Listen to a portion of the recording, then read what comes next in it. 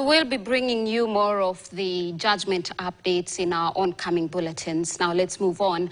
And the fourth Kenyan contingent of police officers joining the ever-expanding multinational security support mission arrived in Haiti on Thursday, February 6th, 2025, aboard a Kenya Airways aircraft. Haitian government officials welcomed the Kenyan contingent, led by the president of the Transition Presidential Council TPS, Leslie Voltaire, alongside MSS Force Commander Godfrey Otunge. The Kenyan government had pledged to send 1,000 personnel.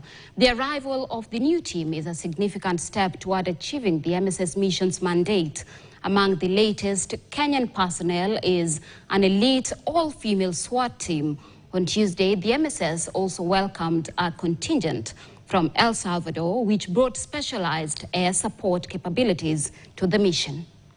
Including the United States, Canada, Germany, France, Italy, Turkey, and the Republic of Korea for honoring their commitments. Their support has been crucial in bringing the mission to where it stands today. At this critical stage of decisive operations, we urge other donor countries that have yet to fulfill their pledges to do so. Their contributions are vital in ensuring the success of this mission, which will be a game changer for Haiti. It is also encouraging to note that MSS is now close to reaching its full operational strength. Those who doubted this mission and the doubting Commerces and those who are going around in circles over the last 2 days, especially the criminal gangs, they are in for a rude shock.